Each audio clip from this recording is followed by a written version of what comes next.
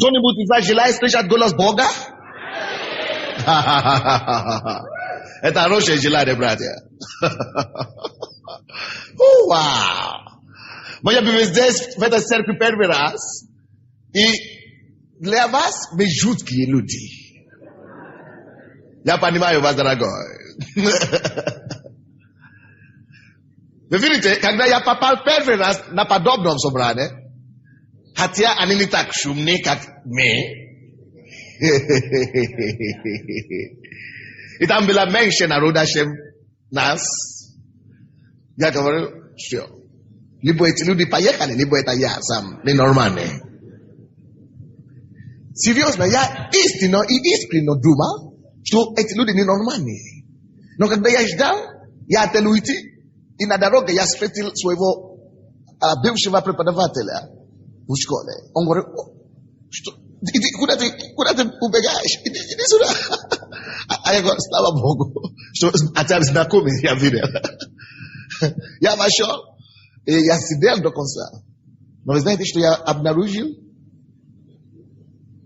Еще не закончили собрание, когда я пришел к выводу, что не эти люди ненормальные. А скорее всего, это я был ненормальным. Потому что я не привык к такой всплески радости. Я думал, что только на дискотеке можно радоваться. Или, может быть, только на свадьбе, когда ты уже под этим делом, понимаете?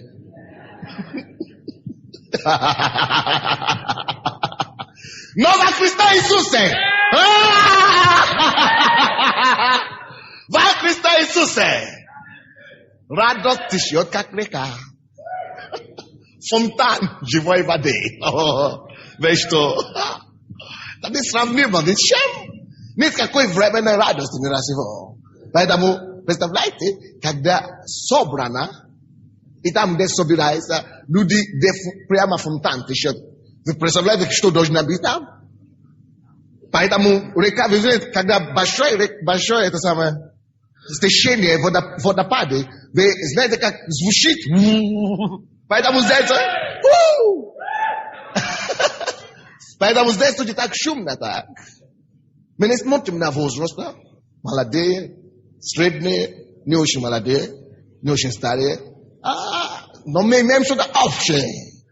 Мы имеем Дух Святой внутри, который производит тот же самый эффект, то же самое действие.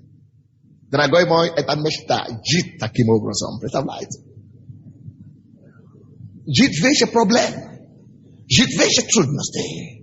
Жить вещи обстоятельства и ситуациями. Дорогой мой, тебе это надо. И ты это знаешь. Поэтому присоединяйся к Божьему народу. Это может стать твоим сегодня. Аллилуйя. О, аллилуйя. О, аллилуйя. О, аллилуйя. Но сегодня мы будем говорить о том, как слышать голос Бога. Потому что мы дети Божьи. И если мы дети, мы имеем право слышать голос своего Отца. Аминь. Мы имеем право общаться с Ним. И мы имеем право знать Его мысли о нас. Первое послание Коринфянам, 2 глава. Первое послание Коринфянам 2. Буду читать с 10 стиха по 14. 10 стиха по 14 стихи. Первое послание Коринфянам, 2 глава. А нам, детям Божьим, нам Бог открыл это Духом Своим, ибо Дух все проницает и глубины Божьей. Ибо кто из людей знает, что в человеке, кроме Духа человеческого, живущего в нем, так и Божьего никто не знает, кроме Духа Божьего. Кроме Духа Божьего. Но мы приняли не Духа мира этого, а Духа от Бога. That is not даровано нам от Бога. Что и возвещаем не от человеческой мудрости, изученными словами, но изученными от Духа Святого, соображая духовное с духовным. Душевный человек не принимает того, что Духа Божия. Потому что он посчитает это безумием. И не может разуметь. Потому что об этом надо судить духовно. Обратите, пожалуйста, внимание на эти слова еще раз, если вы тщательно следовали за мной, когда я читал. Библия говорит, никто не знает, что внутри человека, как только дух человека. Что это значит? Это значит, никто не знает, что ты думаешь, как только твой дух. Я смотрю на вас сейчас, я могу только представить, о чем вы думаете, но я не могу прочитать, о чем вы думаете. И что у вас? Я ради вам еще что-то скажу, которое, наверное, потрясет вас. Я вам скажу, ваша тело не знает полностью, что внутри вас.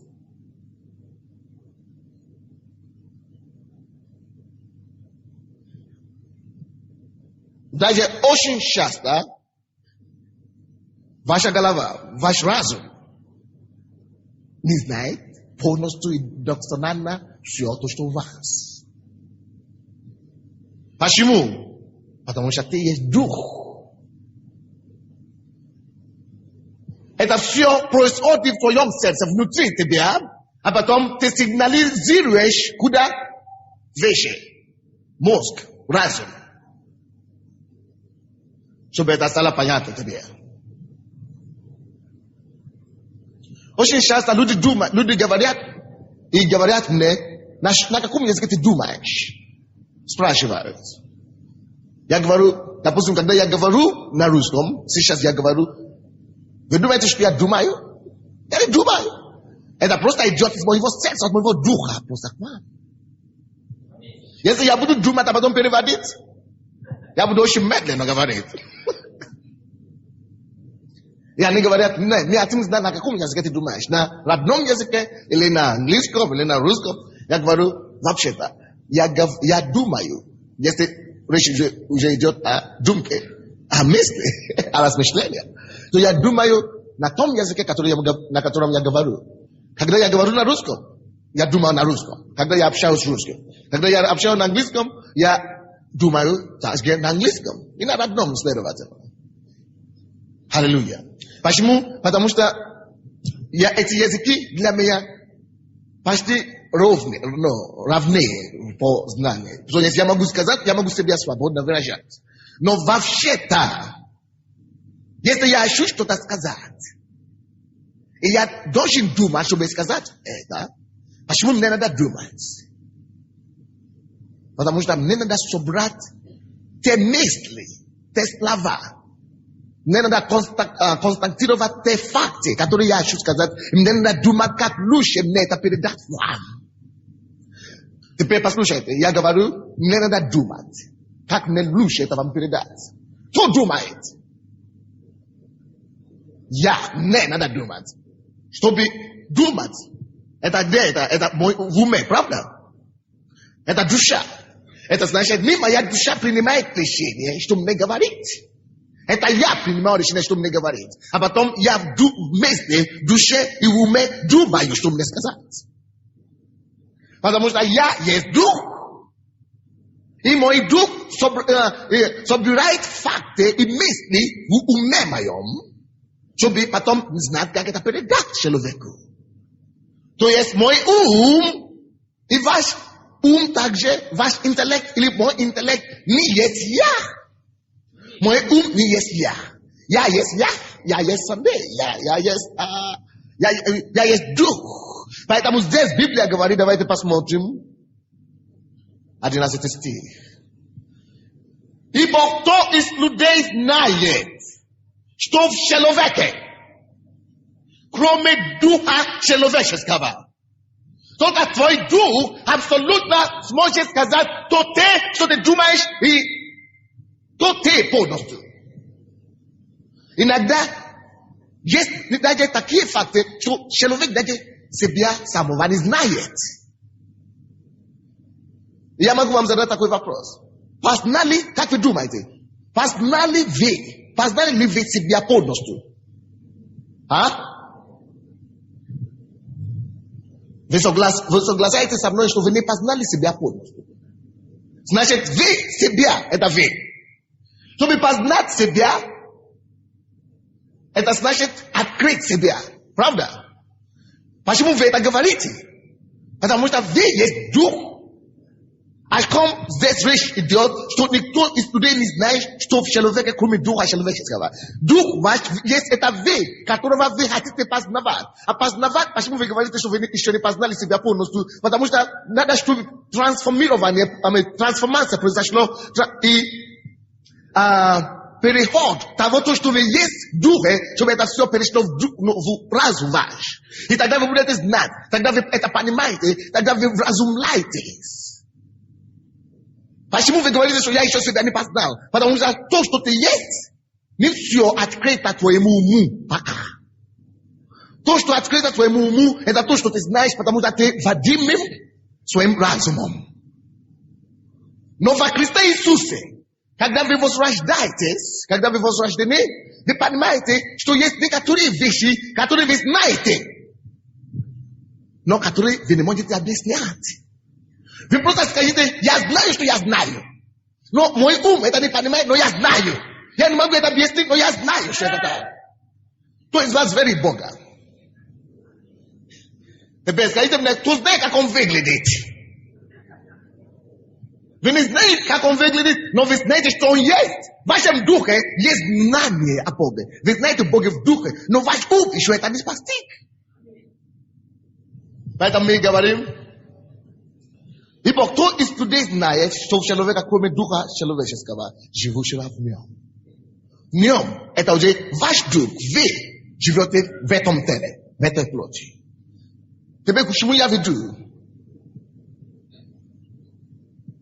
Теперь посмотрите, пожалуйста, последняя часть этого 11 стиха. Библия здесь говорит, точно так же, и Божьего никто не знает, кроме Духа Божия. Это значит, если ты хочешь знать что-нибудь о Боге, если ты хочешь знать все о Боге, у тебя есть только один достоверный источник. Это какой? Через Духа Его. Потому что точно как никто тебя не знает, кроме твоего Духа, точно Бога никто не знает, кроме Его Духа.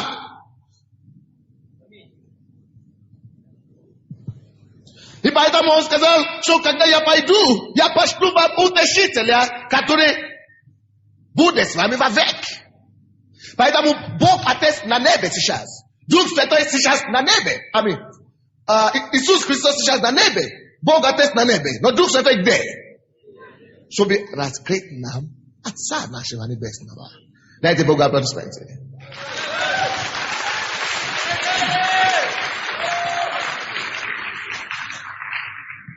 Дорогие мои, Бог решил тебе дать самого себя.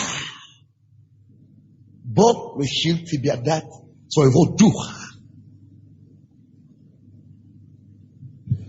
Поэтому, если речь идет сегодня о слышании голос Божий, то немалая роль в этом играет что? Дух Святой. Потому что ни ангелы не знают глубины Божьей.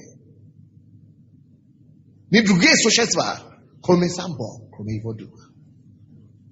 Поэтому он здесь говорит, в 10 стихе, а нам Бог открыл это, нам Бог открыл это Духом Своим. Потому что только Дух знает глубины Бога. Поэтому в конце этого стиха он говорит, ибо Дух все проницает и глубины Божьей. Только Дух все проницает. Поэтому не важно, насколько развит ваш интеллект. Ni vaishna skoka knik venda shitali. Ile pere shitali. Swoim intelektom. I swoim umom. Vene способны просто познавать Бога, потому что Он есть Дух. Это другое измерение. Вот почему здесь говорится. Что? 13 стих. Что и возвещаем не о человеческой мудрости, изученными словами, но изученными от Духа Святого, изображая духовное с духовным. Это вам должен что-то подсказать? Только духовное изобразуется духовным. Вы здесь? Только духовное изобразуется духовным. Мы выяснили вчера, что Бог есть Дух. Аминь. Теперь здесь написано, что только духовное изобразуется, сообщается с духовным. Бог есть Дух. Поэтому местописание, с кем Бог будет общаться? Духовным Духом. Поэтому, когда академики, или так называемые ученые, или литераторы, или ученые, или кто-нибудь, они закрыли себя в библиотеке, или какой-то аудитории, пишут мелом на доске, а потом чернилой бумаге доказывают, что нет Бога.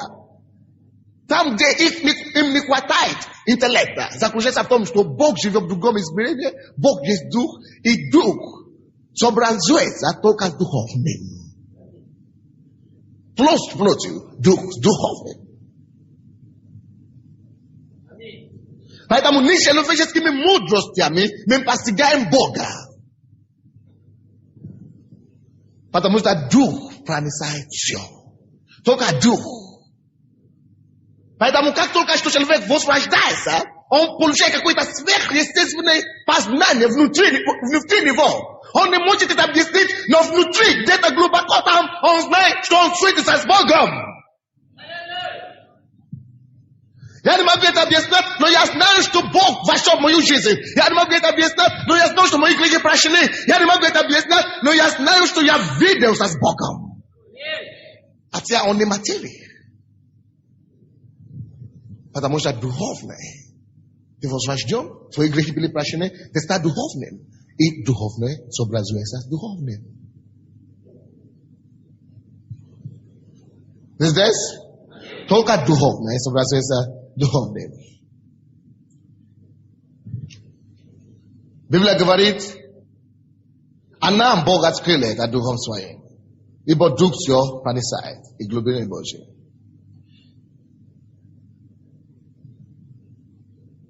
Чтобы познать Бога, надо с помощью Духа Святого. Поэтому никто не приходит к Богу без Духа Святого.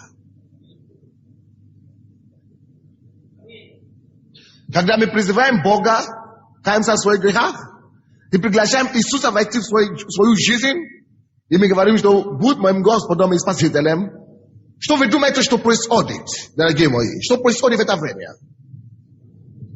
Потому что Иисус Христос уже там сидит на небе, правда? Одесную Бога Отца. Когда вы призовете Богу, чтобы Он вошел в вашу жизнь, чтобы Он стал вашим Господом, из трех личностей Божества только Дух Святой здесь присутствует. И Он есть одним с Богом Отцом, и с Иисусом Христом. Поэтому, когда вы призываете Бога так, Дух Святой входит в вас. Они говорят, я не чувствовал, что Он вошел. Как ты это почувствуешь? Ты думаешь, что он материя? Разве ты чувствуешь, что Дух, ветер, всегда дует в тебе, входит в тебе? Нет, не всегда ты чувствуешь это. Иногда ты можешь чувствовать, иногда нет. Дух Святой есть воздух, Он есть Дух. Поэтому Он вошел в тебе, и когда Он вошел в твой дух, Он начинает сообщаться с твоим духом. Вы здесь? И когда этот процесс произошло, когда Дух Святой зашел в твой дух и познакомился с своим духом, и стал одним своим духом, именно в этот момент ты сразу понимаешь, что произошло. Я познал Бога, я поверил в Бога, я знал, что Он есть. Почему? Потому что Дух Святой только что пришел и присоединился с своим духом. А кто-то говорит, дай мне, как он выглядит? Я говорю, я не знаю, я не могу сказать, но я чувствую, а что там внутри. Вот как это. Потому что только что внутри туда пришел Дух Святой. И соединился с твоим Духом. К Римлянам, давайте откроем. 8 глава, 16 стих. Первый способ слышания голос Божий. Один. Напишите один. Как Бог говорит нам номер один? Напишите один. Как Бог говорит. Бог говорит нам через внутреннее свидетельство. Внутреннее свидетельство. Написали? Теперь напишите к Римлянам, 8 глава, 16 стих. Внутреннее свидетельство. Что это такое? Как оно происходит? Вам следует это знать. Давайте прочтем, это 16 стих. Этот самый Дух. Почему этот самый Дух? Именно о том самом Духе, который мы говорили только что коринфяне, что открывает нам глубины Божьи. Вот, этот самый Дух свидетельствует Духу нашему, что мы дети Божьи. Свидетельство. Заметили, что там написано? Этот самый Дух. Какой Дух? Дух Святой, правда? О каком Духе речь идет? О Духе Святом. Тот же самый Дух Святой, который есть Дух Божий, это Он входит в нас. Библия говорит, и свидетельствует Духу нашему.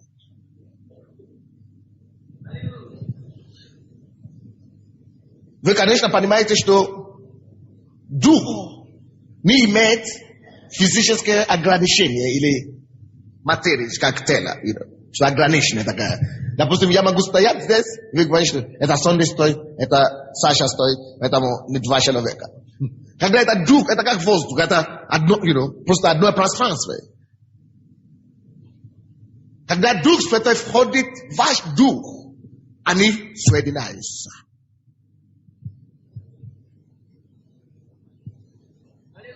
И потому что твой дух немощный дух, слабый дух, который был угнетаемый все время, из-за того, что ты отдал себе послушание плоти и разуму. И когда это твой слабый, немощный дух соединяется с могущественным Духом Святым, твой дух оживотворяется. Мы говорим, что получил возрождение. И потому что твой дух, который почти мертв, прикоснулся с живым Духом Святым, он получает свидетельство, что что-то случилось. А Дух Святой уже объясняет твоему духу. Просто знает. Видите, они не говорят так, как мы с вами говорим, да? Просто твой дух получает сверхъестественное познание, что он сейчас, потому что ты есть дух, что я сейчас стал Детем Божьим. Откроем, я вам хочу это доказать. Что доказать? Именно доказать вам, что когда Дух Святой входит в ваш дух, что ваш дух и Дух Святой становятся одним духом. Давайте откроем, пожалуйста, первое послание Коринфянам 6 глава.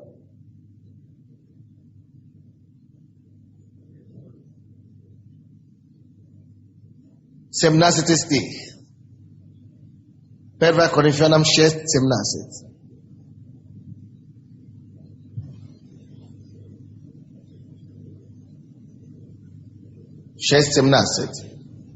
Библия говорит, а соединявшийся с Господом. Вы здесь?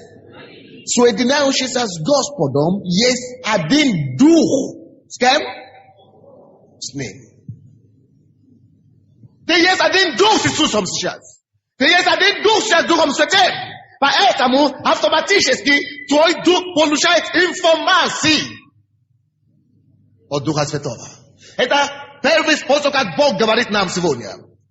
Как это происходит? потому что твой дух стал одним духом святым, да? Дух Святой постоянно общается с твоим духом. И твой дух постоянно будет передавать информации тебе, твоему разуму.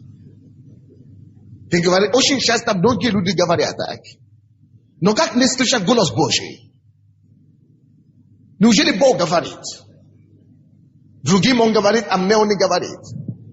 Знаете, почему они так говорят? Потому что они думают, что Бог будет говорить, о, я Бог, я пришел, открой твои глаза и открой твои уши, послушайся. Это неправильно. Слушайте и напишите это. Самый основной способ, как Бог говорит своим людям, своим детям, это через внутреннее свидетельство. Напишите. То есть это через те информации, сообщения, которые Дух Святой дает вашему духу. Давайте я вам дам пример. Кто из вас принял Иисуса Христа своим Господом, кто спасен здесь? Теперь, если я спрошу вас, откуда вы знаете, некоторые из вас скажут, потому что слово будет так говорить. Но не об этом я говорю. Откуда ты, твой дух, откуда ты знаешь, что ты спасен? Ты не можешь объяснять, но ты знаешь, что ты знаешь, правда? Почему ты не можешь это объяснять, но все-таки знаешь, что ты спасен? Это потому что это познание и это произошло именно в твоем духе. Твой дух дал тебе информацию, что ты спасен. Вот откуда ты знал. А твой дух сейчас духом будет стали одним духом. Часто Бог говорит людям, и они начинают думать, но Господи, откуда мне знать? Это от себя или от Бога? Бывает это с кем-то из вас? Откуда мне знать? Это я себе говорю, или это Бог мне говорит? Теперь вы понимаете, что ты есть дух. Поэтому если ты говоришь самому себе, если это идет от твоего духа, значит это Бог тебе говорит, потому что дух твой соединился с каким духом?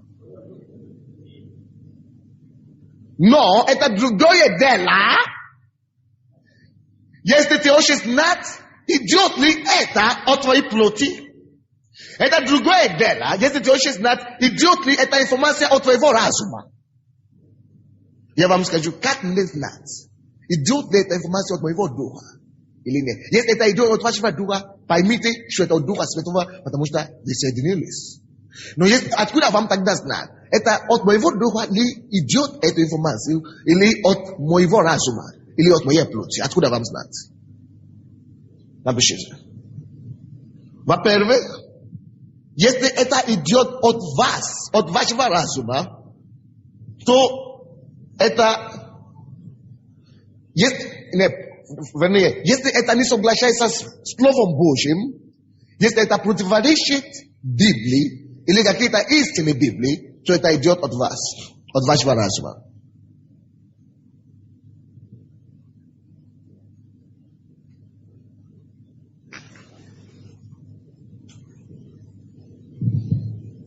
Если это идет против Слова Божьего, что-то там против Слова, это от вас.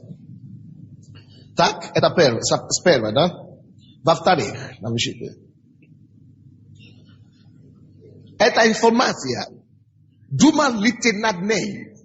Придумал ли ты эту информацию или нет? Напишите.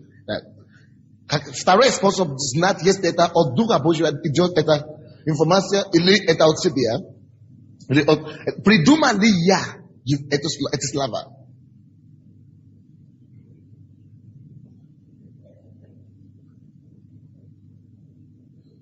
Если я вам дам пример. Допустим, босс, встань, пожалуйста. Иди сюда.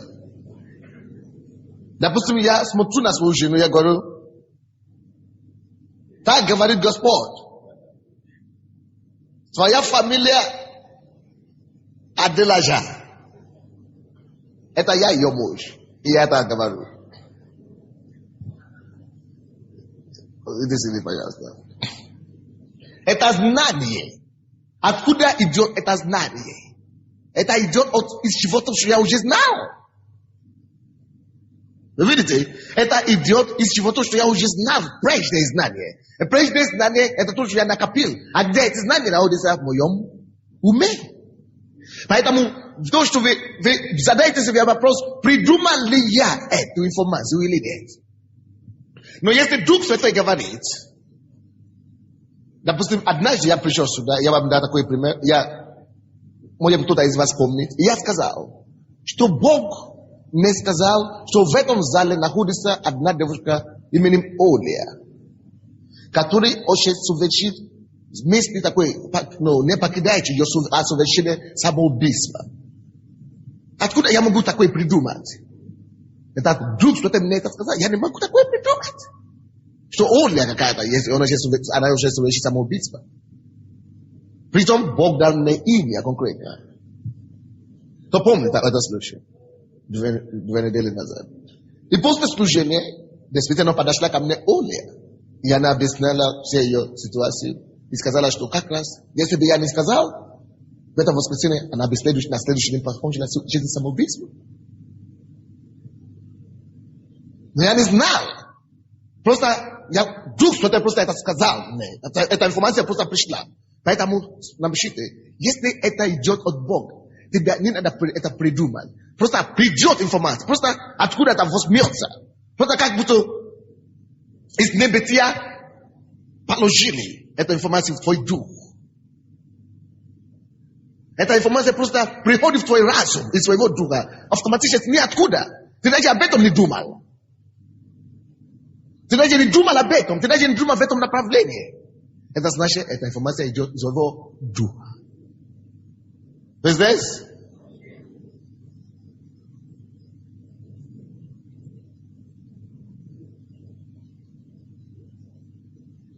И третий, то, что вам поможет. Знать, откуда эта информация идет. Если эта информация, которую вы сказали, имеет побуждение того, то, что вы видели или слышали.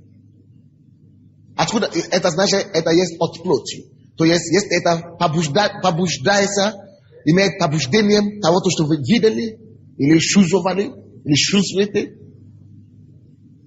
или слышали, это значит, это есть информация или пророчество от плоти. Есть многие люди, которые пророчествуют и говорят от плоти сегодня. И потом в конце говорят, ставят имя Бога. Кто-то, допустим, я знал такую историю. Одна женщина подошла ко мне, когда я был в Минске. Я еще был не женат в это время. И она начала молиться. И она начала пророчество. Так говорит Господь. Дух Святой сказал, что Sunday будет моим зятем.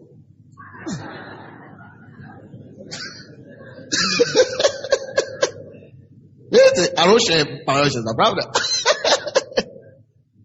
И наглядно ее, конечно. Я знал ее девушку, ее дочери. Ей было где-то 18 лет. И она красивая. Но Бог мне ничего не сказал. Если на самом деле это Бог говорит это, Бог должен мне сначала сказать. Не через тещу. Разве Бог не нашел другого человека уйти на свет?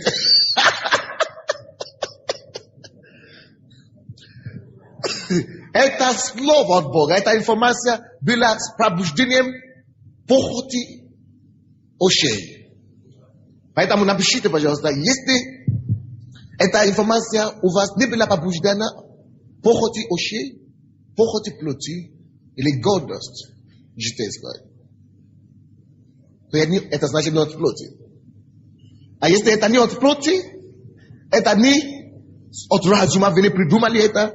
Откуда это просто пришло, это к вам? Знаете, что это идет внутри вас, из вашего духа.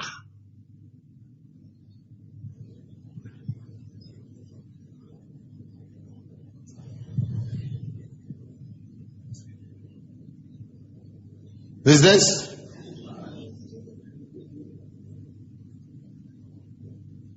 Очень часто, кто из вас знает сейчас, что очень часто Бог уже вам говорили, но вы просто сомневались. Потому что дьявол не заинтересован, чтобы ты получил прорыв в этом направлении. Дьявол не заинтересован, чтобы ты начал слышать голос Бога. Потому что если ты начинаешь слушать голос Бога, ты начинаешь поступать правильно. А если ты начинаешь поступать правильно, все. Ты победитель. Внутреннее свидетельство, я вам напишите это, пожалуйста. Это какое-то свидетельство внутри вас, в вашем духе. Именно информация идет из вашего духа. Это может быть не информация, это может быть не слова. Но это может быть какое-то свидетельство, сильное побуждение. Или сильное чувство. Это просто именно свидетельство. Это просто какое-то свидетельство внутри. Допустим, бизнесмены. Я знаю одного бизнесмена. Я разговаривал с ним, американец верующий, миллионер. Он говорит, с тех пор, как я стал верующим, все мои контракты успешные. Он говорит, потому что я развивал свои отношения с Богом очень сильно. Он говорит, я пришел к Богу, я ничего не было. Я сначала возрос, я учился, я познавал Бога. Потом, когда я начал заниматься бизнесом, я следовал внутреннего свидетельства. Я говорю, как это? Как ты знаешь, что человек обманывает? Он говорит, потому что я думаю. Как бизнесмен, я думаю. Я считаю, да? Вещи, что правда ли это, если я это продам, если... То есть работа голова. Основной работа бизнесмена – это работа ума. Он говорит, то, что мне надо делать, чтобы не ошибиться, это задать себе один вопрос. Это я сам придумал это. Это через свои калькуляции пришел я к такому заключению. Или нет, это мимо меня это пришел. Это изнутри это пришел. Он говорит, когда я это осознаю, или когда я не могу это разобраться, я стою. Но Господь, во всех параметрах, по всем показателям, это должен быть выгодный контракт. Все, вроде бы все правильно. Но он говорит, если это не от Бога, у него будет внутреннее свидетельство. Какой-то неловкость. Неловкость. Что-то не... Вроде бы все хорошо. Но что-то не то. Что-то не дает. Это не слово в это время. Вы видите? Это не слово, но это свидетельство. Неловкость какой-то получается. Или иногда тебе надо идти, чувствуется, что надо идти куда-то. Надо идти, но я не могу, никак не могу идти. Что-то не пускает. Это называется внутреннее свидетельство. Тем больше вы начинаете откликнуться на это свидетельство, тем больше вы будете расти в слышании голос Божий. Как только что следуете за этими свидетельствами, как только что вы получаете свидетельство, сразу делайте, поступайте по слову. Тем больше вы стараетесь поступать по этим побуждениям духовным, свидетельства, тем острее ваши духовные уши станут Богом. Внутреннее свидетельство часто работает так. Через того, допустим, когда вы были спасены, вы, наверное, не слышали голос, что тестирует Дитя Божие. Многие не слышали подобное. Но внутри вы просто знаете, что ты слышишь, что я уже другой, или другая. Вот это называется внутреннее свидетельство. Ты не слышал голос, никто тебе ничего не говорил, но ты знаешь, что ты уже другой. Что это? Внутреннее свидетельство. Допустим, однажды я был в одной церкви в Луцке. Я проповедовал там. И была одна женщина, которая имеет очень сильное пророческое помазание. Я проповедовал, и во время проповеди я остановился.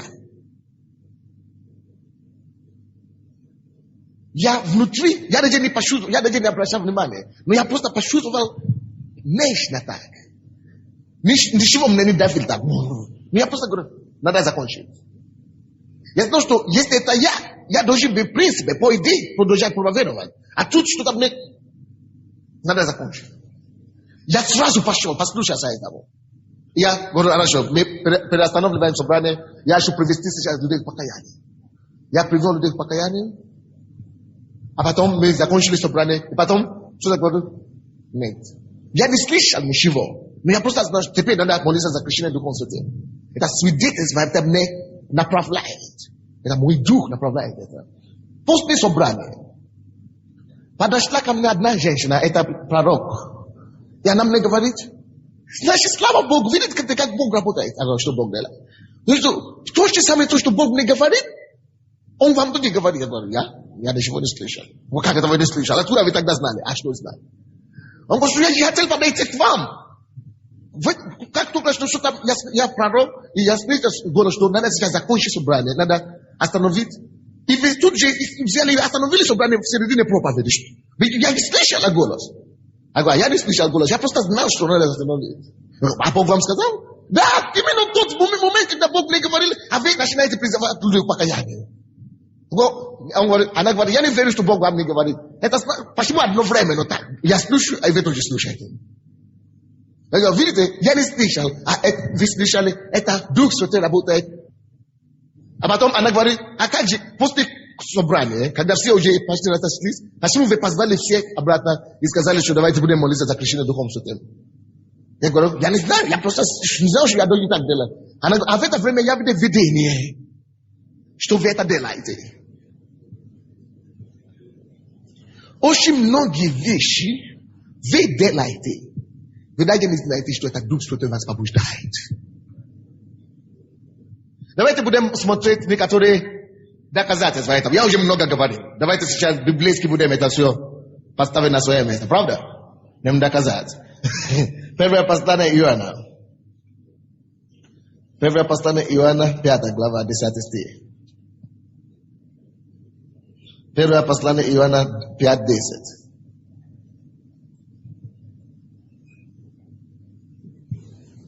Верующий в Сына Божия имеет свидетельство в себе самом. Я это говорил? Говорил. Вот написано. Верующий в Сына Божия имеет чего? Внутри себя. Имеет свидетельство внутри себя. Видите, там не написано, что верующий в Сына Божия услышал голос, ты сын мой возлюбленный. Или ты уже девушка моя возлюбленная. Там не говорится так. Там говорит, каждый, кто веровал в Сына Божия, имеет свидетельство внутри себя. И вы все имеете это свидетельство. Теперь, кто думает, что Бог ему не говорит? Поднимите ваши руки. Все-таки. Так, хорошо. Вы думаете, что Бог вам не говорит? Кто еще? Встаньте, пожалуйста. Если вы думаете, что Бог вам не говорит, встаньте, пожалуйста. Хорошо. Хорошо, чудесно. Что Бог вам не говорит, встаньте, пожалуйста. Окей, чудесно. Я люблю честные люди. Вы честные люди. Теперь послушайте сюда. Бог вам не говорит, да, правда? Правда. Хорошо. Кто из вас спасен?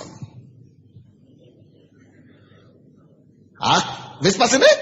А как это вы спасены? Откуда вы знаете? А? А?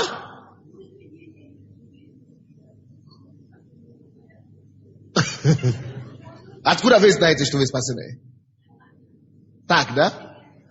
А? Изменение. А пока изменение не произошло, вы не знали, что вы, после того, как вы приняли Иисуса Христа, до того, как вы начали видеть изменения, вы не знаете, что вы спасены, да?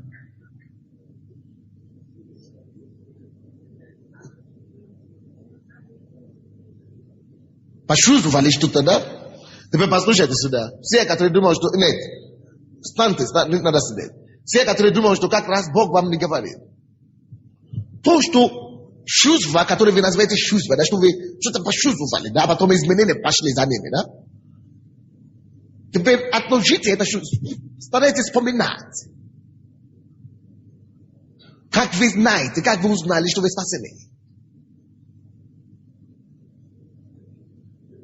Когда вы еще не читали Библию, вы еще не разбираете, но как вы знаете, что вы уже верующие?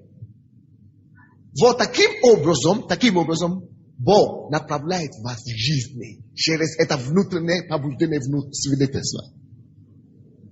То если вы будете наблюдать, если вы будете замечать, вы увидите, что есть какие-то побуждения, которые позволяют вам что-то делать. Допустим,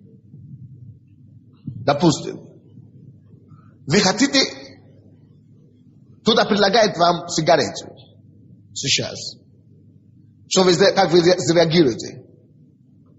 А почему? Я верующий. Хорошо, кроме сигарет, есть некоторые вещи, вы послушайте, есть некоторые вещи, которые вы имеете искушение делать. Вы даже не знаете, это в Библии написано или нет. Противоречит это с волей Божьей или нет. Верующим можно это делать или нет, вы не знаете. Да. И есть такие вещи, которые, слушайте сюда, но когда вы хотите это делать, что-то не позволяет. Вам никто еще до этого не сказал, что это грех.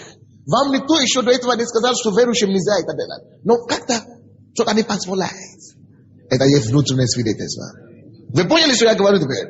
Представьте.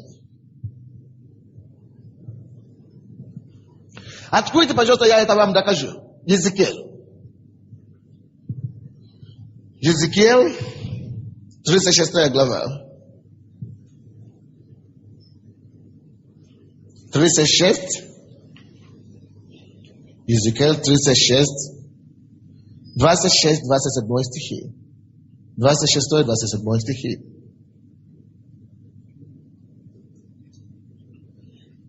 И дам вам сердце новое, и дух новый дам вам.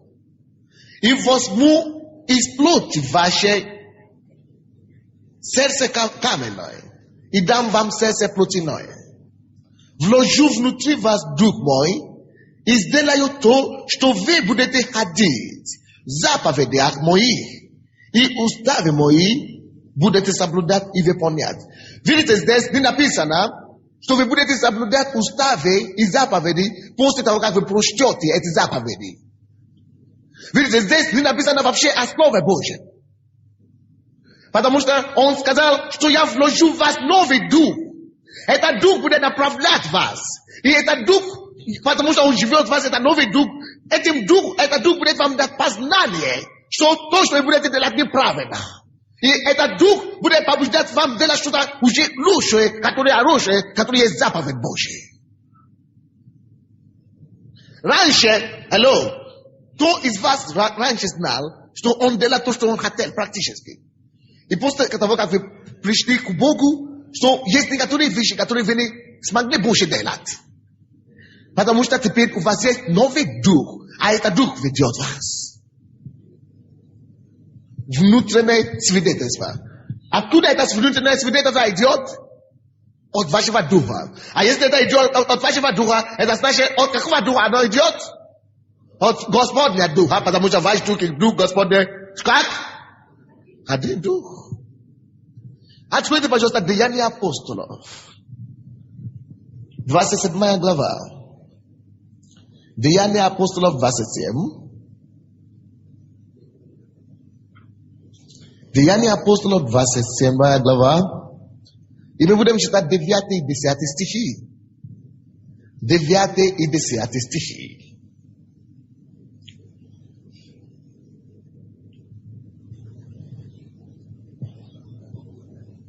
Но как прошло довольно времени, и плавание было уже опасно, потому что и пост уже пришел, то Павел советовал. 10 стих.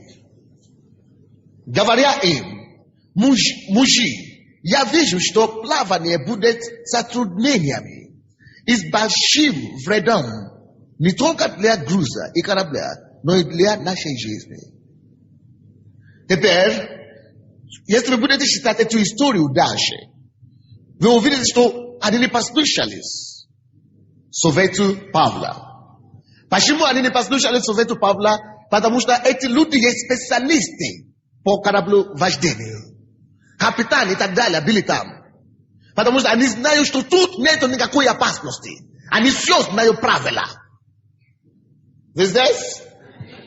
Но Павел Заметьте, что он сказал, 10 стих, он не говорит, что Бог не сказал. Потому что Бог ему не сказал. Таким образом, как бы голос, да? Голосом он им не говорил.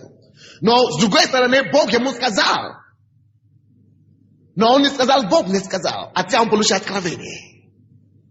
10 стих, что он сказал? Мужи, я вижу, что плавание. Что он видит? Он же с ними разговаривает. Он же их видит. Какими глазами он что-то еще видит постороннего?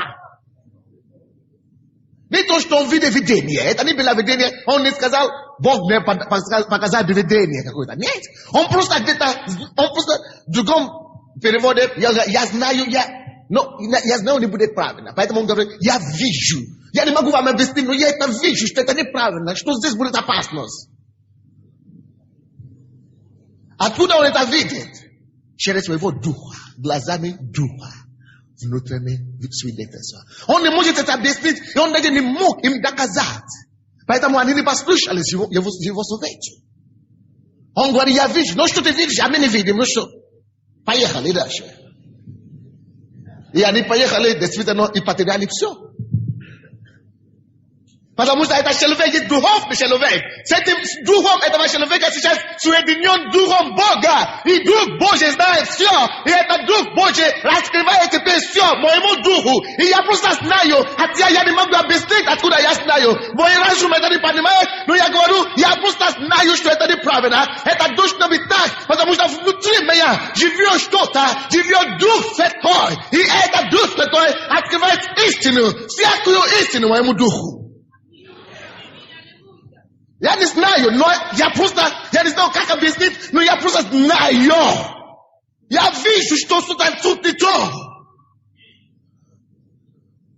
Это с моими лидерами, я так обсуждаю. Я так разговариваю. Они приходят ко мне разными своими историями. Но я говорю, что-то неправильно тут. Они говорят, почему? Вот что, нет, что-то не то. Откуда это знаю? Я не могу сказать, но что-то не то. Допустим, вы все знаете историю об этом зале, да? Я уехал в Канаду, повесили 5 раз аренду. За прошлый месяц мы платили $1200. Когда мы приехали, когда я приехал, я разговаривал с моими помощниками. Они говорили, это плохо, конечно, но мы посмотрели весь город. Что оказывается, что все равно это дешевле. Это дешево в сравнении с другими залами.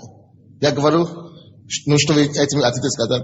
Они говорят, либо нам остаться там, либо... Конечно, мы можем найти другой зал. Я говорю, мы должны найти другой зал. Они говорят, ну почему? Потому что все другие дороже. Я говорю, мы должны найти другой зал. Мы же ищем, но мы не можем найти. Я говорю, тогда идите договориться с директором. Что-то чуть не то. Что-то должно меняться. Что-то должно ломаться. Я говорю, они искали, с тех пор, как я приехал, месяц мы ищем зал. Мы не находим. Я говорю, на прошлой неделе я позвал администратора, я говорю, иди к директору. Он говорит, я неделю хожу к нему, не можем что-то договориться. Наоборот, он еще добавит 17 миллионов к этому. Еще хуже. Я говорю, нет, иди к нему. Что-то должно меняться. И я ему сказал, иди к нему, и он не должен, аренда не должна быть больше $500. И остальные.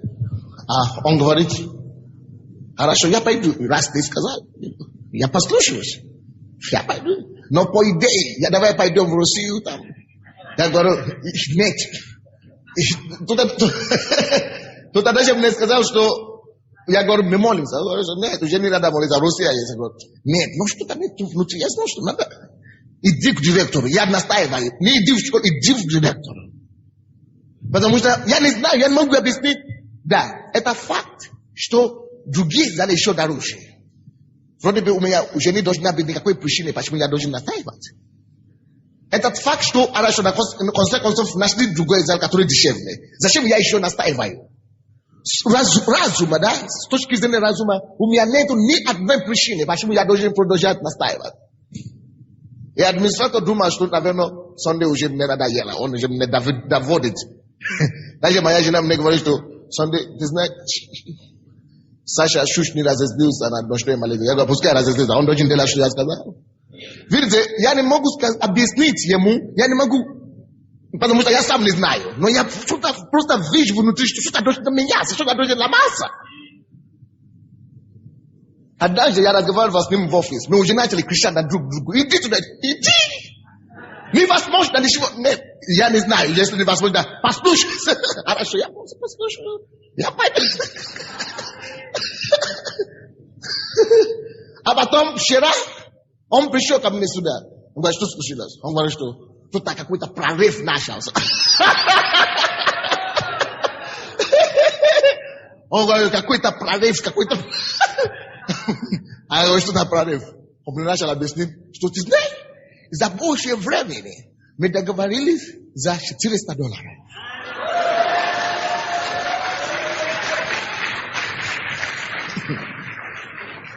Toți sabe muzico i tak dalej. Zato što ja ne muzikant. Ja ne, no внутри есть свидетель закон. Я вижу, что что-то тут не то. Надо что-то меняться. Надо что-то менять. Надо что-то делать. Тогда весь хорошее общение с Духом Святым. Дух Святой постоянно будет свидетельствовать вашему Духу. Хороший. Поехали на второй стадии. Теперь вы уже поняли, что такое внутреннее свидетельство. Окей.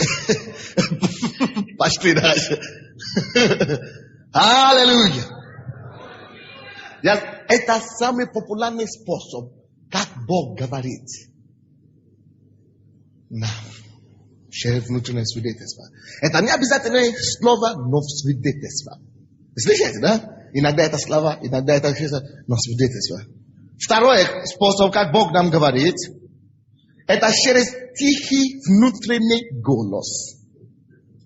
Тихий внутренний голос.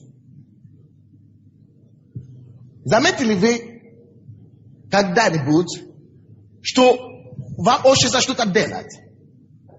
И со всех сторон ваш плод говорит, иди делай, иди делай. И все, дьявол всегда громче говорит, чем Бога. Потому что он только кричит и шумит. Он любит. А Дух Святой, а Бог, через тихий, спокойный. Нет, не делай. Один раз, хватит. А я шумно делаю, что-то говорит, делай, что-то говорит, не делай. У вас бывает такое? Что-то говорит, иди, что-то говорит, не иди. А что мне делать, я не знаю.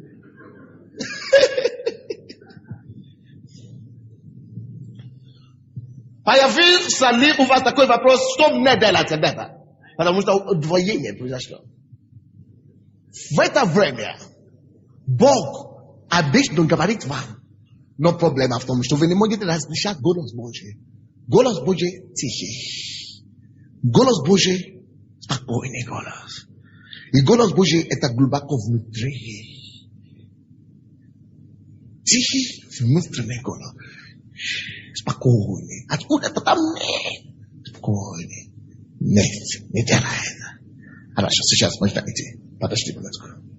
Сейчас можно идти. То есть, это не просто свидетельство, но это есть голос.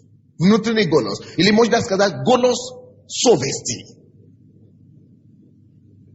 Совесть. Это как будто от вашего сердца что-то идет. Информация какая-то. Вы знаете, что такое, когда совесть вас осуждает?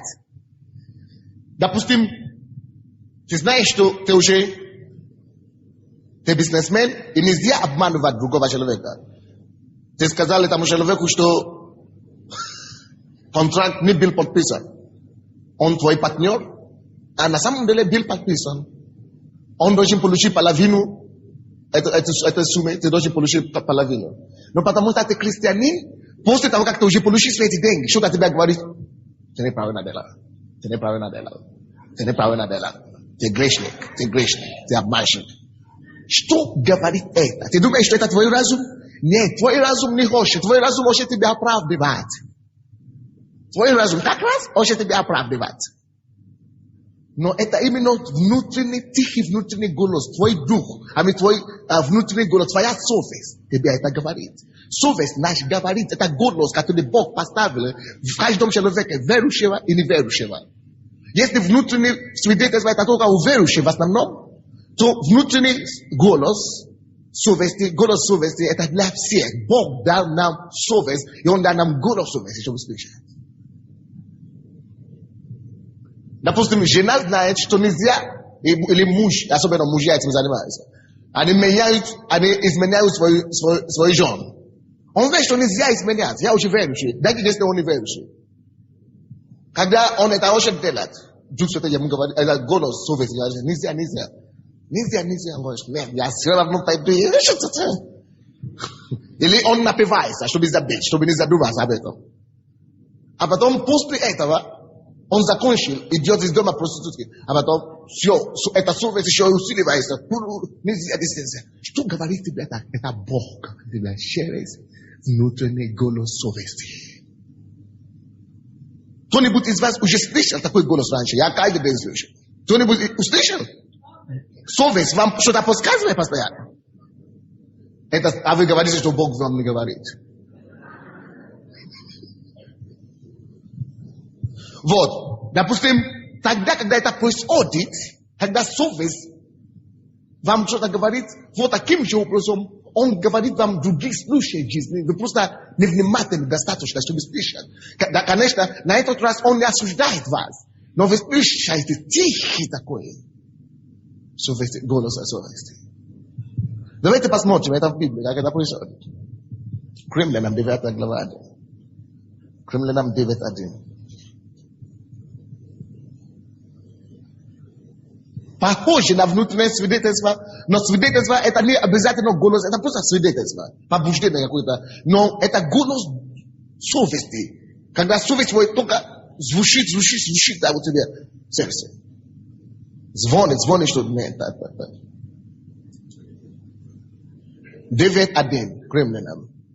Истину говорю во Христе, не лгу, свидетельствует мне совесть моя. Духе Святом. Видите, почему в Духе Святом? Потому что он уже верующий, он не просто кто-то, кто имеет две совесть. Видите, что совесть свидетельствует, совесть говорит. Давайте все мы скажем, совесть говорит. И не только когда мы грешим,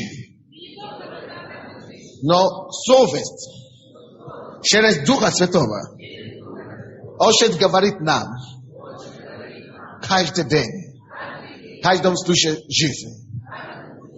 Слава тебе, Господь. Аминь. Дорогие мои, совесть говорит. Он тихий голос, но это голос нельзя отрицать его. Аллилуйя. Откройте, пожалуйста, к Евреям 13 главу. Евреям 13. 18 стих. 13-18.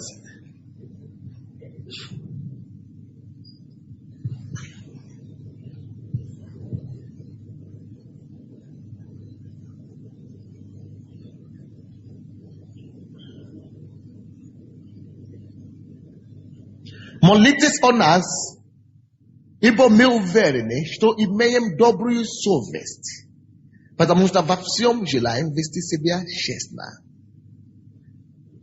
Скажите, кто знает, почему здесь апостол Павел говорит, что мы имеем добрую совесть. Мы уверены, что мы имеем добрую совесть, потому что мы во всем желаем вести себя честно. Почему они стараются сохранить добрую совесть? Почему? Видите, чтобы слышать голос совести, очень необходимо. Пишите себе, пожалуйста.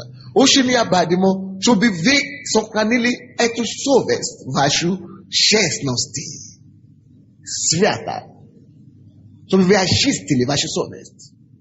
Почему? Потому что если вы не будете сохранить вашу совесть, соблюдать вашу совесть, то поступками различными вы можете угасить голос. Давайте прямо даже посмотрим пример такой. 1 Коринфянам, 1 Тимофея 4:2. Апостоли, они сохранили добрую совесть, поэтому Бог их совесть говорил им, так? Люди, которые сохраняют добрую совесть, они слышали, как их совесть им говорит. Но давайте посмотрим другую категорию людей. 4:2, Тимофей. 1 Тимофей, 4:2. Теперь слушайте, пожалуйста. Через лицемерие, лжесловесников, сожженных в совести своей. Заметьте себе одно слово здесь, сожженных в совести. Какие люди сожжены в совести, сожжены в совести? Это люди, которые, это когда человек через непослушание и через грех уже пожег свою совесть. Что есть совесть его практически уже не действует. Допустим, если человек постоянно крадет, вначале совесть его будет говорить. Нельзя красть. Но если он будет продолжать в этом, он утихает голос совести. Он зажег его совесть. И даже если совесть его уже будет говорить, ему это уже не действенно. Дорогие мои, многие из нас были в такой ситуации раньше. Потому что мы своими постоянными грехами, непосредственными, постоянными грехами мы зажгли свой дух, и мы не могли слышать голос Бога. Но когда мы приходим к Богу, Бог обновляет все. И опять мы можем слышать голос Духа. Но даже как верующий, если верующий продолжает в грехе, он не может слышать Бога, потому что он в это время сжигает свою совесть. Утихает голос Духа. Это то же самое, как эти люди здесь. Они пали заблуждение, и они уже не могут слышать голос Духа и совести. Вы здесь? То есть, вы понимаете, что такое теперь внутренний голос, тихий внутренний голос совести. Аминь. Слава Богу. Давайте посмотрим, пожалуйста, еще один пример. 1 Коринфянам. 1 Иоанна. 1 послание Иоанна. 3 глава, 20-21 стихи. 1 Иоанна. 3 глава. 20-21 стихи.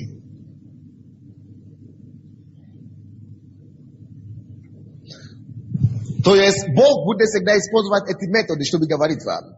Иногда чаще всего Он будет говорить вам через внутреннее свидетельство.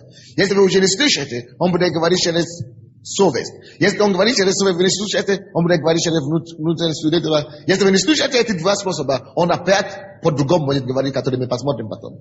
Но сейчас давайте посмотрим 3 главу. 20-21 стихи. Ибо если сердце наше осуждает нас, то есть совесть наша, да?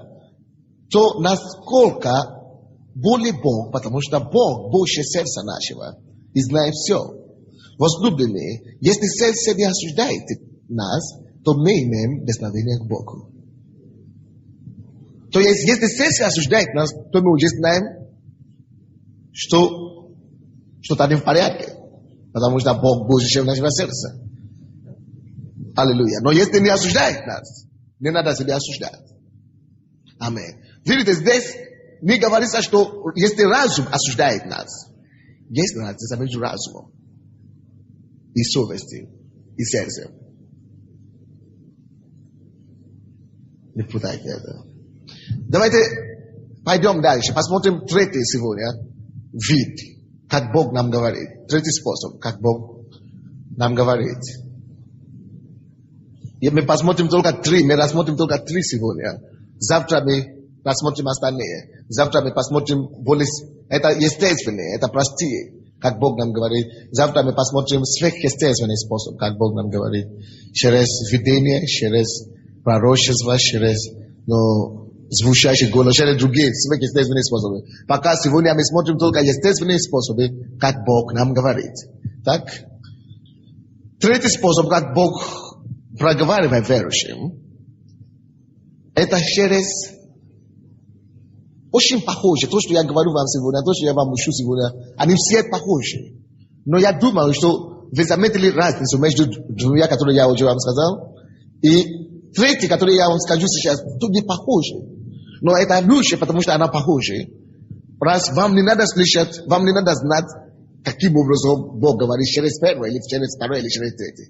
То, что вам надо знать, это знать, что это Бог говорит мне, не человек. Но то, что вам просто надо знать, но это Бог мне говорил, не плод, не совесть. Поэтому эти вещи, не разум, эти вещи подробно, они похожи. И вы должны знать, просто это, я специально ставил их рядом друг с другом, чтобы вы могли просто знать, что такими любым из этих способов, Бог будет этим способом, чтобы говорить вам. Самое главное, чтобы вам познать Его голос. Теперь, третий способ, как Бог говорит нам, это через голос Духа Святого. Не голос совести, не внутреннее свидетельство, но через голос Духа Святого. Голос Духа Святого. Однажды я жил на политехническом.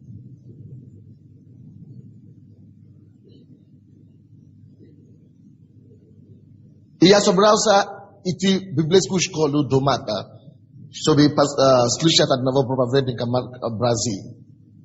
В первом году, когда только что открыли эту школу. И ко мне пришли друзья как раз из Черказы, приезжали. И у них были сумки и багажник.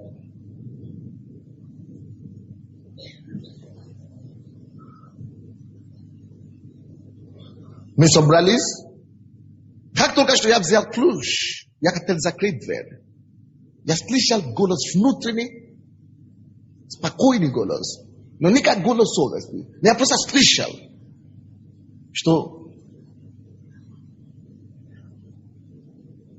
воры залезу сюда сегодня, на эту квартиру. Воры. Я остановился просто. Я задумался. Что за ерунда, которая влезет мне в голову?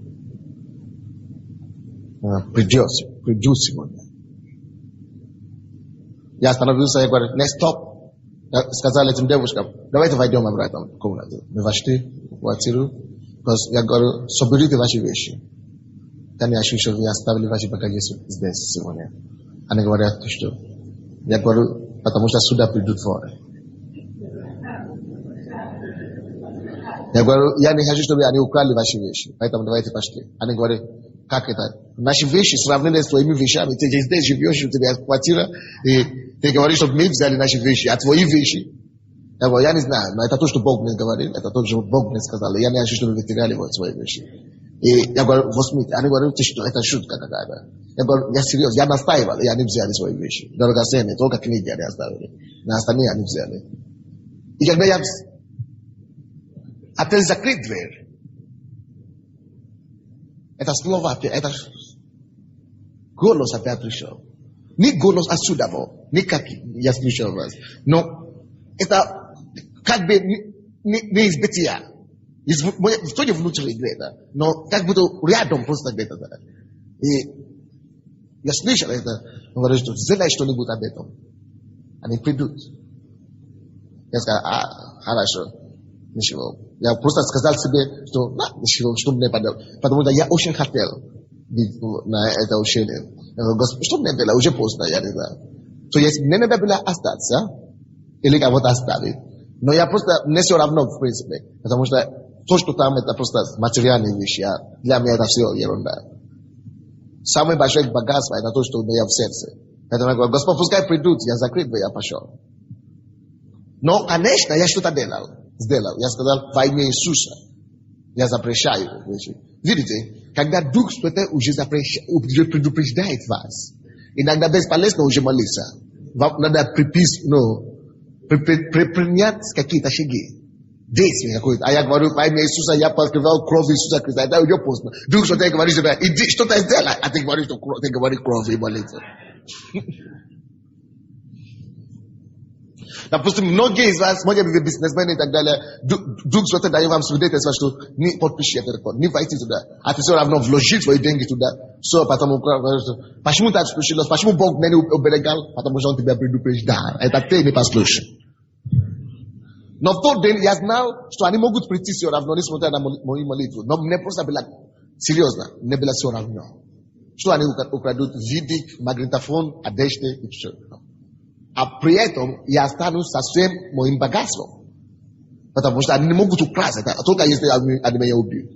А смерть – это приобретение. Поэтому я не обращаюсь много. Для меня материальные вещи, которые украдут, это нонсенс, это не играет роль. Когда мы пришли из школы, я достал ключ. Я уже забыл то, что я сказал утром. Я уже забыл. Я достал ключ. Я хотел открыть дверь. А дверь сказала, что уже поздно, я сама открыта.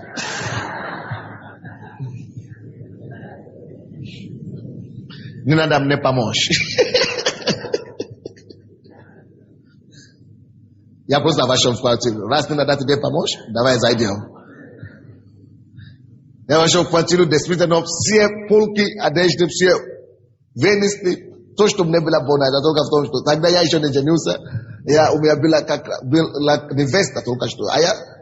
Она должна приезжать на Новый год, а я что-то купил для нее. Они тоже это украли. Это то, что единственное, то, что было больно. Но остальное, это была ерунда. Вот. Но Дух Святой мне сказал.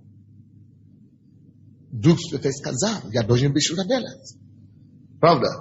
То есть это отличается не просто потому, что мне не хочется идти и так далее. Это было бы внутреннее свидетельство. Но мне очень хочется идти. Видите? Мне очень хочется идти туда. Поэтому, потому что я не слышал свидетельства. Может быть, уже было свидетельство, что я не должен идти. Но поэтому Дух Святой просто проговорил. Я просто слышал, как будто что-то сказал. Но только я это слышал. Голос Духа Святого. Голос Духа Святого, ты будешь знать, что кто-то говорил. Кто-то говорил что-то. Кто-нибудь уже это испытывал это когда-то. Что-то говорил что-то. Я слышал что-то. Я слышал. Но ты знаешь, что кто-то другой не слышал. Ты знаешь, что только ты слышал это. Когда такое бывает, это значит голос Дух Святой. Дух Святой проговорил. Другой день, другой раз, я только что приехал на Украину в то время. Всего лишь 2 недели. Я жил здесь на Украине 2 недели. 2 недели я был на квартире. Я никого не знал. Я только что приехал. Бог мне сказал, приехал сюда. Я не знал, чем заниматься. Я был на квартире, трехкомнатной квартире. Один. 2 недели. Я, который уже привык проповедовать каждый день в Беларуси. И, короче, я слышу, меня там пригласили, что надо делать какие-то собрания. Я закрыл свою квартиру. Я поехал. И в это время я уже начал работать на телевидении. Пока я был там, однажды звонили в ту квартиру, где я жил. Я спал, это было 2 часа ночи. Хозяин понял трубку, говорит, тебя ищут из Киева. 2 часа ночи. Говорят, что очень серьезно что-то случилось. Они говорят, что я говорю, где это случилось, дома или где? Они говорят, нет, на работе. Они мне сказали, потому что мне звонили с работы. Хозяин квартиры звонил на мою работу, и меня уже искали с работы. Я работал на телевидении тогда. И на следующий день мне надо было идти проповедовать. Либо идти проповедовать, и в течение дня я старался, я не мог дозвониться. И нельзя было каждый раз звонить, мне просто надо было готовиться. Я молился целый день. И потом, пока я молился, меня не беспокоили. Но после молитвы, когда уже было время собрания, ко мне подошли и говорили, что тебе звонили опять 3 раза в течение дня. Я говорю, То есть, надо сейчас, чтобы я пошел позвонить им обратно. Я поехал на собрание. Пока я там был на собрании, что-то мне говорит, что мне надо знать, зачем они ищут меня, что-то случилось там. Потому что тогда я только что сделал 1 или 2 передачи, и я не знал, какой результат будет. Но некоторые люди были против. Первый раз темнокожие появляются по телевизору, да, и некоторые люди не понравилось это. Я не знал, что это, но я просто хотел знать, что это. Я очень хотел знать. И я вышел, пока проставление шло, я хотел идти на почту. Я говорю, чтобы кто-то из группы порядка меня отвез на почту. И на дороге, пока мы шли на почту, Дух Святой мне сказал, вернулся обратно. Я просто слышал, тебе не надо туда идти, потому что очень знаю, что случилось, они залезли на свою квартиру. Залезли в мою квартиру, я говорю, если это ерунда, я пойду проповедовать. И я вернулся, я начал проповедовать. И до моего отъезда из Минска тогда я даже не звонил, я даже не хотел знать. Они звонили, я говорю, не надо. Когда я приехал, они меня встретили на вокзале. И они выглядели так грустно. Я говорю, что тебе, мы не могли дозвониться до тебя. Я говорю, что случилось? Они говорят, они не скажут. Пускай директор на студии не скажет, что директор, значит, мы должны ехать не домой, а на работу.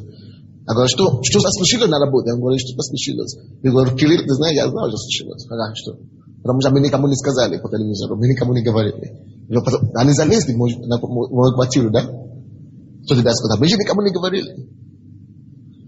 Я говорю, поэтому я вам говорю, что я верующий, я знаю Бога, вам надо каяться.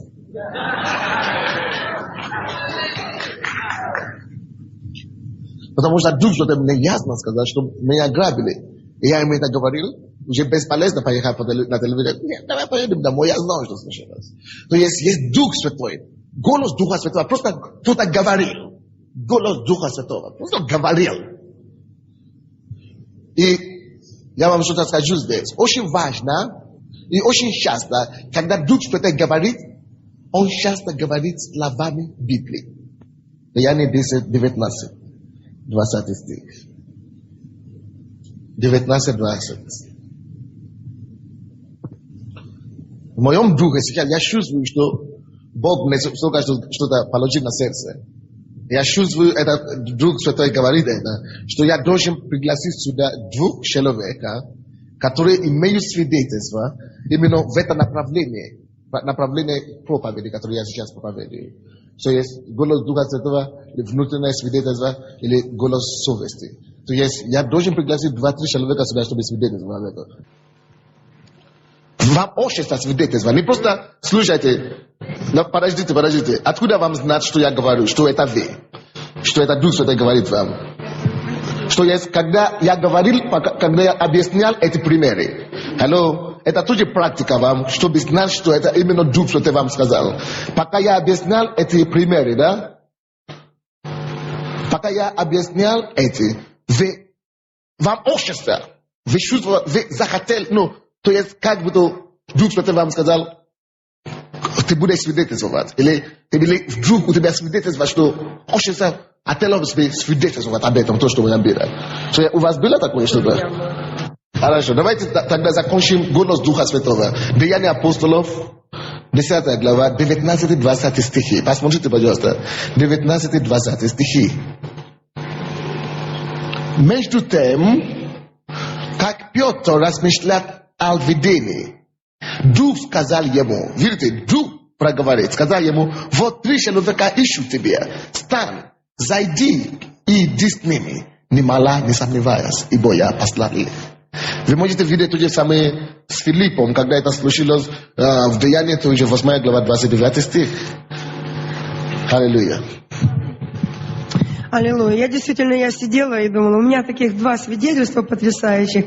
Вот если бы Сандей завтра хотя бы дал слово для свидетельства. Видите, это было побуждение Духа Святого. Дух Святой дал ей свидетельство, что она должна была это делать. И у меня действительно есть 2 свидетельства о том, как Дух Святой, Он свидетельствует нам внутри. Значит, когда-то мне позвонил, я попросила пастора Сандея, чтобы он меня подвез в офис на молитву туда. И мы договорились встретиться. Он позвонил мне утром и сказал, что он уже выезжает. Более того, позвонила еще раз Босе и сказала, быстренько выходи, потому что он уже поехал. Я бегом закрутилась, но я успела сказать. Я всегда молюсь, меня Сандей научил, что не приключится мне зло, язва не приблизится к жилищу моему. Вот. И я, значит, побежала на это место встречи. Я пришла вовремя, я стою, жду. Нет, его 20 минут, 30, 40 минут. Мне внутри такое Думаю, ну вот, наверное, он опаздывал и решил за мной не ходить. И такое внутреннее недовольство. А голос мне говорит: покайся, это твой пастырь. Прекрати всякий бунт. И я начала молиться: Господь, я люблю моего пастыря, благослови его, благотвори. И говорю: Дух Святой, что мне делать, куда мне идти, ехать мне в офис или домой? Иди домой. Я прихожу домой, я поднимаюсь по лестничной клетке, и я, в сумку руку, нет ключей. Я поднимаюсь, подхожу к своим дверям, у меня в дверях торчат мои ключи.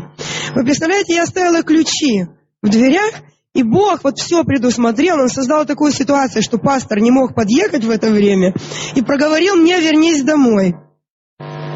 Аллилуйя! У меня в это время в квартире находилось очень много денег из центра. Они лежали так на довольно-таки видном месте. Вот. И еще у меня свидетельство. У меня была подруга, парикмахер. Я всегда ходила, еще в миру, я всегда ходила к ней стричься. И вот однажды, когда я иду к ней, мне внутри голос говорит: не любите мира, не того, кто в мире. Не ходи к ней. Это сатанинское логово. В первом случае, когда она не могла доехать до офиса, что это было? А?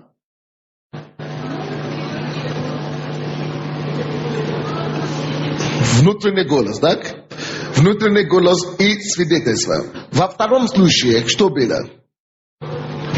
Голос чего? Духа Святого, так. Аллилуйя. И я, вы знаете, как загнанная лошадь, стала ходить вокруг этого дома, там, и говорю: ну хорошо, а что же мне делать, мне же нужно постричься. И я не пошла, я послушалась, я не пошла к ней. Я говорю: Господь, дай мне подтверждение. Если так, то тогда нам нужен нашей церкви свой собственный парикмахер. И через 2 недели пришла наша сестра Лена. Аллилуйя, спасибо. Слава Богу. Я сидел на своем месте, и у меня очень много таких свидетельств, но вот я хочу сказать те 2, которые мне Дух сказать. Значит, первый случай, я думал, может этого даже не говорить, но я сейчас просто знаю это свидетельство от Бога, чтобы я рассказал. Значит, этот случай мне рассказали. Это когда я только стал верующим, это было в конце 92-го года. Ко мне пришел брат, рассказал такой случай. Я как раз только тоже начинал первые шаги такие, именно слышание Духа Святого. И он мне говорит: знаешь, на конференции было такое, что пастора, которые проповедовали на этой конференции, на христианской, они съехались с разных стран. Из разных городов, с Украины. И один пастор, он, значит, когда вышли на перерыве все в холл, и они там, там буфет был, все, там книги продавали, и ему Бог сказал, проговорил ему: встань сейчас на колени и прогавкай. Начни гавкать. Пастор, он имеет послушание от Бога. А проповедь была как раз, я не знаю, о чем была. Даже если это что-то странное, когда вы слышите голос Духа Святого, просто повинуйтесь. Повиновение – это ключ к навыку быть водимым Духом Святым. И он с первого же раза, он послушался Бога. Хотя это было действительно странным, но он встал на колени и прогавкал. Тут же подошел к нему один человек, и он сказал: ты знаешь, он скептик.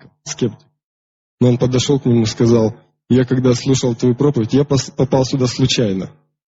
Но вот вы говорили о Боге, а я сказал себе: Бога нет. Если Бог есть, то пусть этот пастор прогавкает, встанет на колени и прогавкает.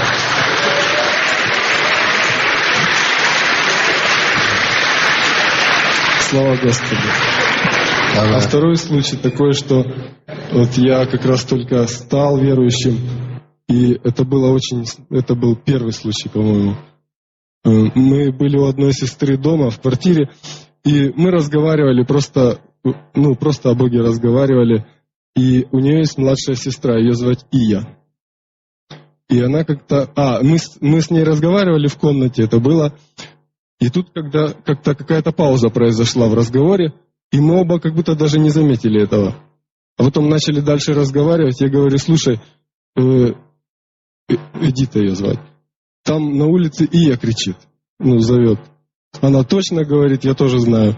Мы выглянули на улицу, никого нету. Вышли в подъезд, тоже никого нет. А голос такой, как будто бы издалека, но какой-то такой вот именно ее сестры голос, но такой, как будто бы издалека, как будто она зовет, чтобы ей помогла, чтобы помощь ей какую-то оказать. Но мы посмотрели, ее нету, и просто было такое побуждение, как беспокойство в сердце. Такое беспокойство именно за ее сестру.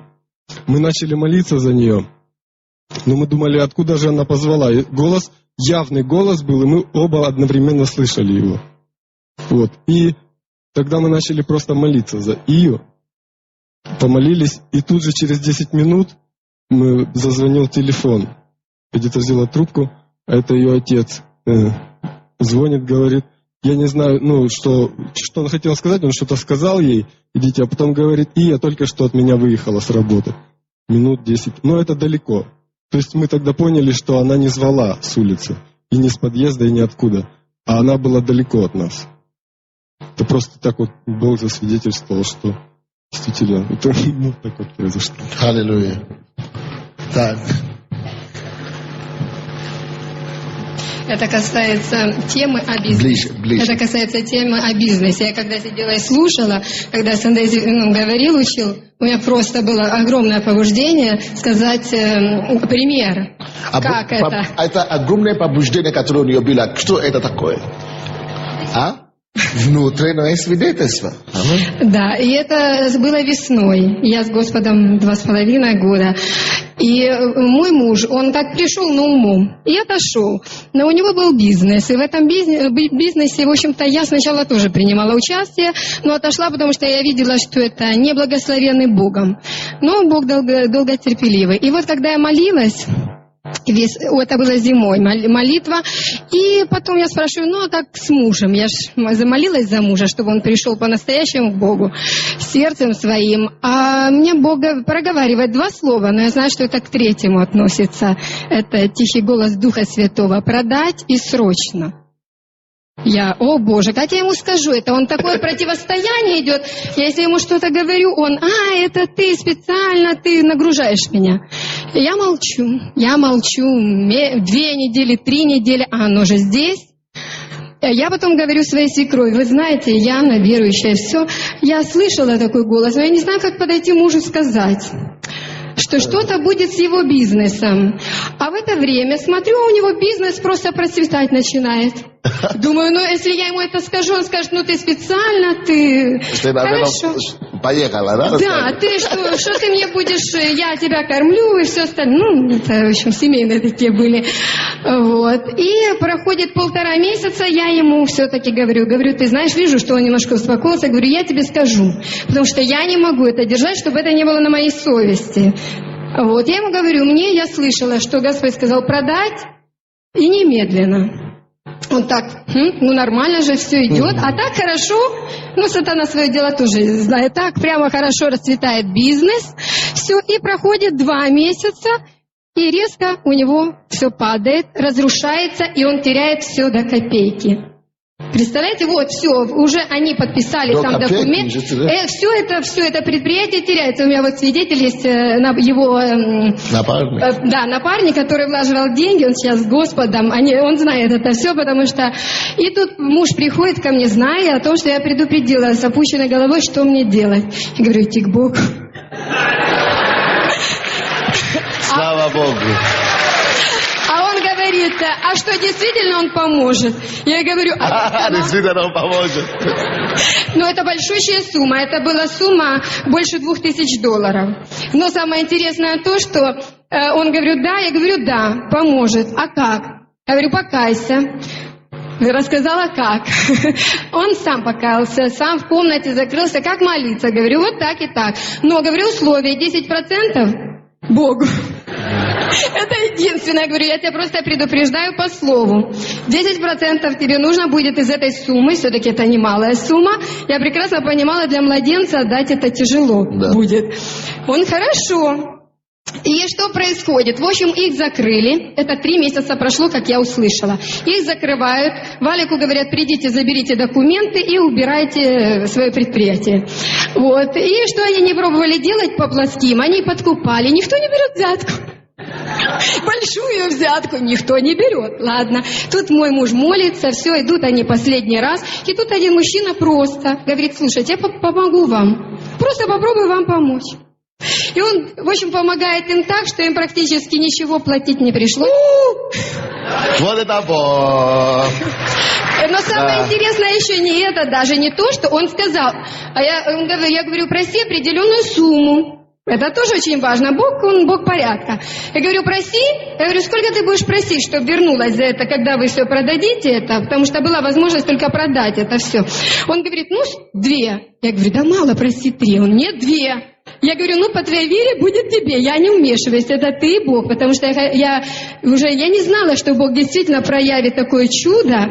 Вот. Он все попросил, мне больше не надо, все, хорошо. И, в общем, получается, что этот мужчина делает им все, им возвращает все, они это продают, и Бог возвращает им ровно 2.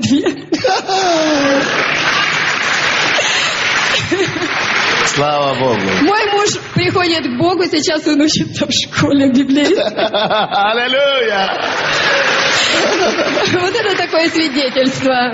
Чудесно. Спасибо, сестричка. Ну что ж, есть некоторые люди, которые имеют другие проблемы. Кто-то здесь сейчас, у вас болезни грудные, опухоли и так далее, левый грудь. И кто-то здесь, у вас тоже коленная болезнь. Другой человек, мужчина, у вас мужские болезни, мужские. И вы можете просто сегодня довериться Господу, чтобы Его сила прикоснула к вам, исцелила и освободила вас прямо сейчас во имя Иисуса. А также есть кто-то другой, который у вас нога болит. И это правая нога, но это в этом районе. И вы можете просто довериться Богу сейчас, чтобы Он прикоснулся к вам и исцелил вас. Просто проложите ваши руки на больные места и говорите, Господь, я принимаю свое исцеление во имя Иисуса. Я принимаю свое исцеление. Особенно это человек с больным грудью. Просто доверьтесь Господу. А также есть другой человек, у вас шея болит. Левая часть шея. Доверьтесь Господу, чтобы Он прикоснулся и исцелил вас прямо сейчас. А также если это у вас болит плечо, правое плечо, доверьтесь Господу, чтобы Он исцелял вас прямо сейчас. Аллилуйя.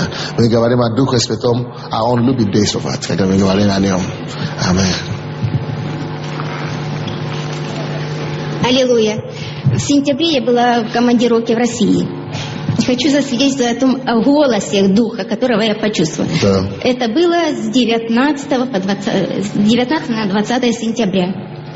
После трудного рабочего дня, как обычно, помолившись, я легла. И вдруг такой нежный, приятный голосок говорит: поднимись, помолись за Сандея. Думаю, мне, наверное, снится. Снова помолись за Сандея. Начала пробуждаться, думаю, снова мне снится. Открываю глаза, все спят, отдыхают. И снова помолись за Сандея. Меня как подняло резко с кровати, я давай молиться. Помолилась, посмотрела на часы 4. Время засекла, записала, потому что это впервые после того, как я приняла Иисуса Христа. И мне так проговорил Дух Святой. Записала время, числа, и все, я не могла. Боже, как же мне узнать, что же там случилось? Что там случилось, что меня так голос побудил? Что, помолись за Сандея. Так я этих дней ждала, пока пришла на домашнюю группу, говорит, все в порядке. И слава Богу, что я вижу пастора своего. Аллилуйя. Да. Вы знаете, что такое время – это голос Духа Святого, и это очень сильно действует. Возможно, что человек переживает, я не знаю, к сожалению, она не подошла ко мне какой день, но может быть, если бы не она, если бы она не послушалась, может быть, действительно что-то случилось бы. Я был в Канаде в это время, да?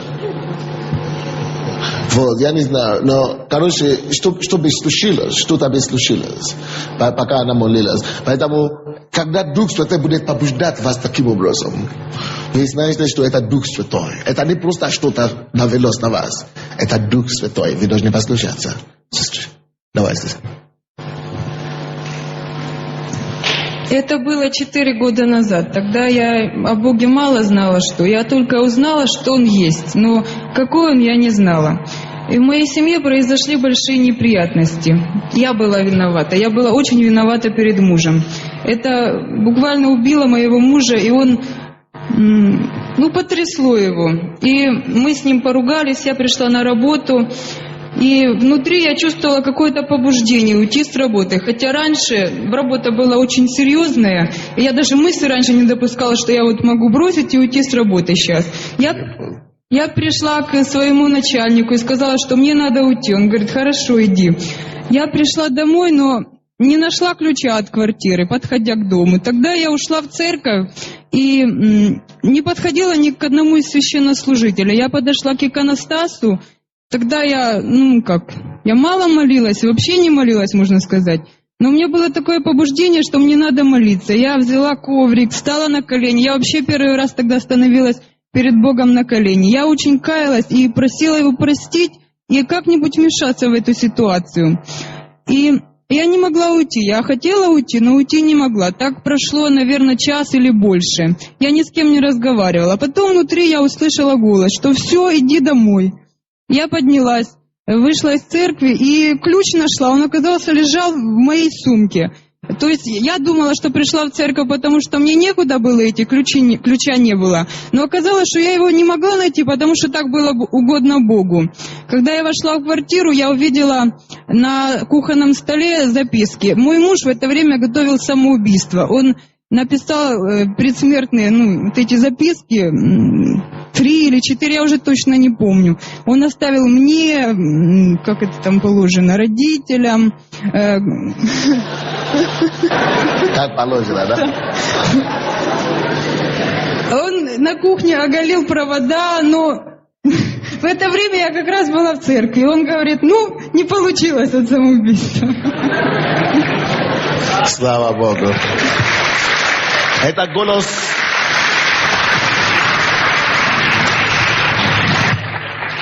Это был голос совести. Помните, я сказал, что у всех есть этот голос. Голос совести. Потому что она обижала мужа, а потом Бог просто ее использовал, чтобы спасти мужа.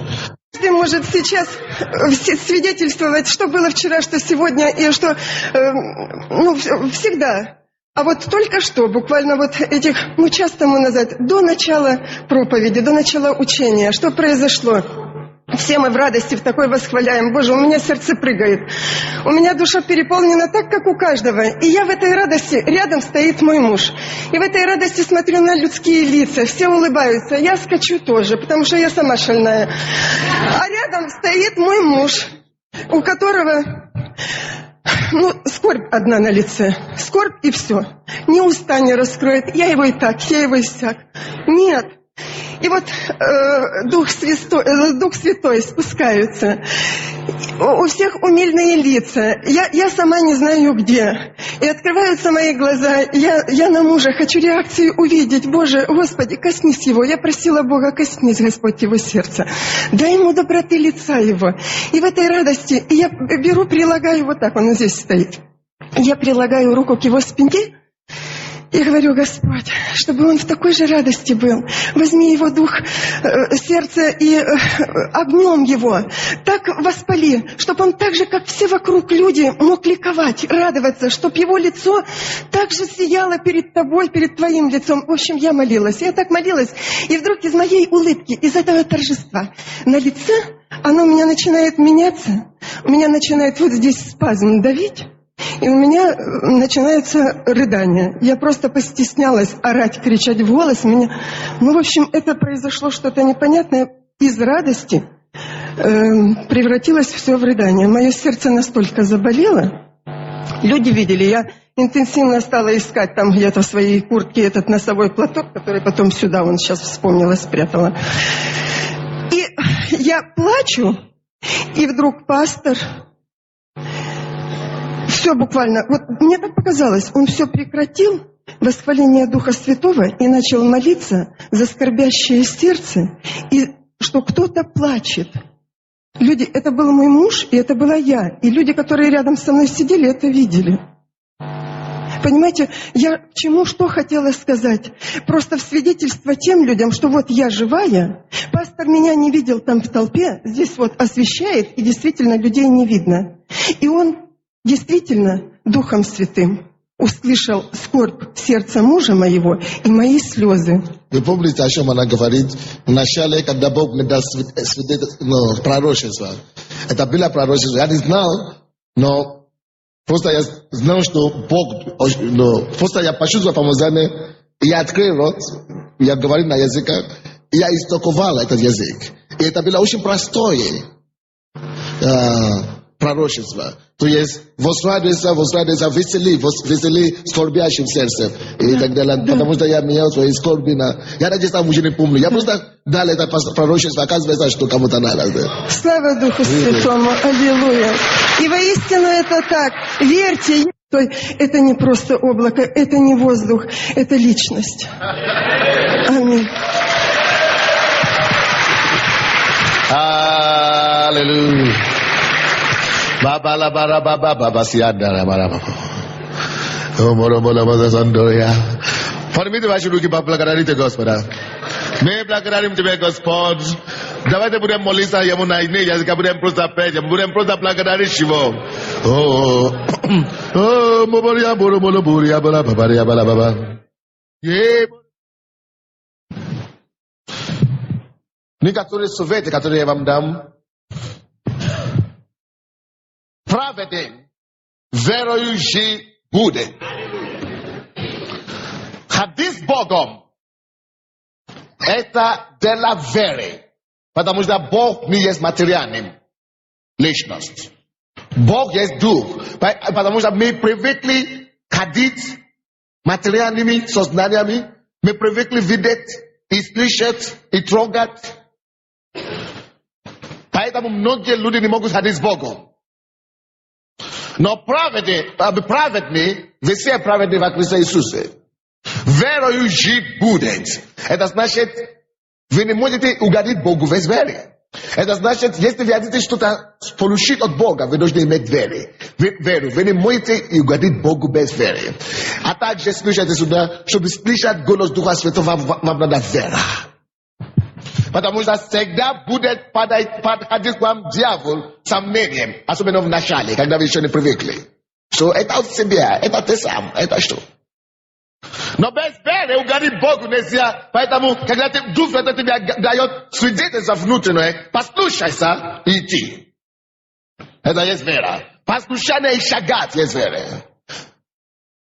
Когда вы будете слышать голос совести, шагайте сразу. И когда вы будете слушать голос Духа Святого, говорите.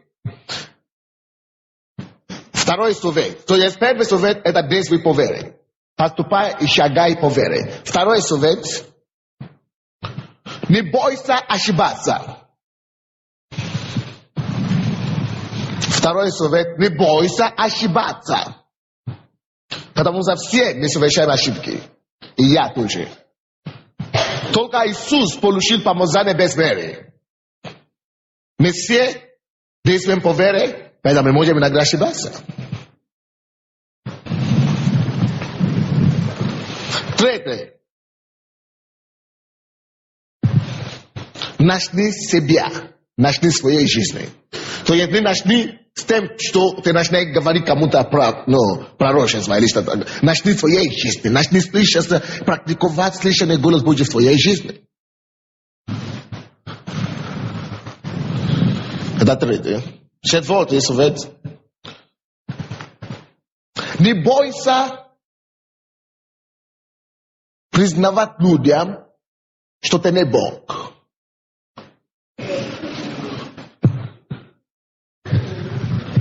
Не бойся признавать людям, что у тебя бывают ошибки, что ты можешь ошибаться. Не бойся признавать людям, что ты человек. То есть, если Бог вам говорит что-то, и вы это делаете, и, допустим, Бог мне сказал, допустим, я подхожу к брату Юре, допустим. Я говорю: Юра, у тебя что-то здесь под рукой болит. У тебя что-то там растет. А он говорит, что нет, у меня ничего нет. Я говорю, я извиняюсь. Это значит, я, может быть, не у тебя, или я не так слышал. Я извиняюсь. Не бойся признаться, что ты не Бог. При учении надо набирать навыки. И вначале, когда я начал сначала пророчествовать, да, когда Бог мне начал сначала использовать слово знания и мудрости, я подхожу к людям, я говорю, я не знаю, но если я слушаю правильно, то, что я слушаю и вижу, что я чувствую, что у тебя есть нарывы под рукой. Я могу ошибаться, я человек, но у меня такое, что-то подобное. Я говорю категорически, так говорит Господь. Если он говорит, что нет, я говорю, я извиняюсь.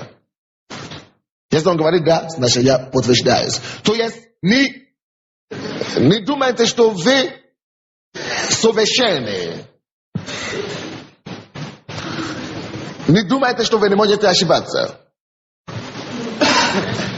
Вы не совершенны и не будете признаваться в этом.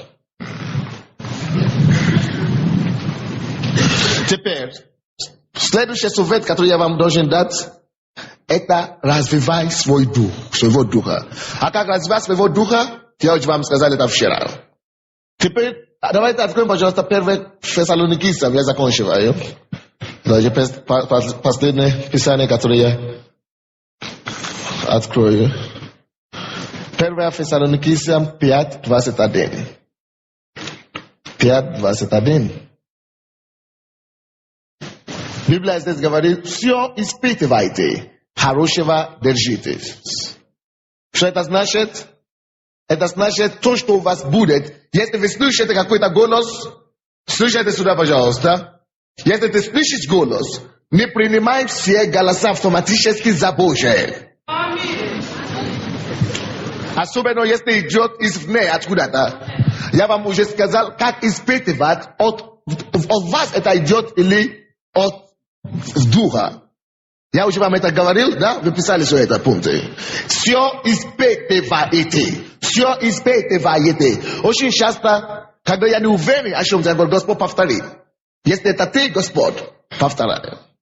Если это ты, Господь, мне говори это, дай мне это подтверждение еще раз. Все испытывайте, особенно если вы сомневаетесь, иногда Бог может дать вам такое откровение, или такое слово, которое вы не знаете, если это против слова Божьего или нет. Если вы сомневаетесь, что я не знаю, где это написано в Библии, тогда не говорите это. Не говорите это пока. Не скажите это никому, даже себе не говорите это, пока вы не найдете подтверждение в слове. Это если сомнение какое-то есть. Если есть сомнение, и вы не найдете в слове, тогда вообще забудь об этом. Бог скажет это через кого-то другого, который уже дорос до такой стадии. Теперь, чтобы мы делали что-то, чтобы мы превратили нашу лекцию в практику. Закройте ваши глаза, не надо стать, и преклоните вашу голову.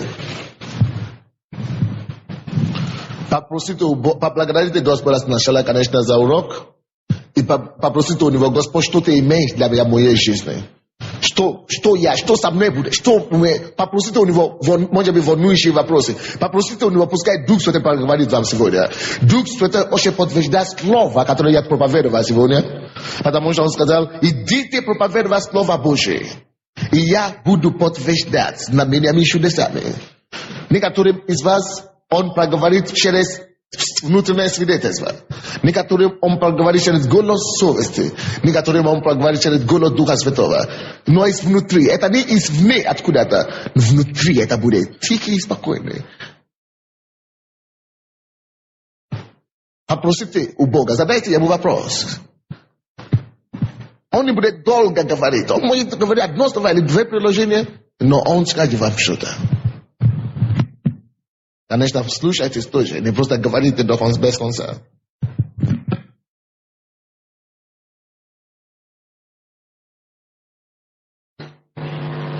И слава Богу. Многие из вас, вы не слышали ничего сейчас от Бога, но по мере того, как вы будете развивать своего внутреннего человека, может быть, вы выйдете сюда на улицу, и Он что-то вам скажет. Вы придете домой. Вы видите, очень часто Бог не говорит так, когда мы ожидаем, чтобы Он говорил. Очень часто Бог мне говорит, когда я на кухне, допустим, или на улице хожу, допустим. Слышите что-то? Вау! То есть, не стирайте надежду, Он будет вам проговаривать постоянно сейчас. Во имя Иисуса. Давайте станем. И давайте будем молиться, будем благодарить Его за слово. И будем молиться, чтобы Он открывал наши духовные глаза.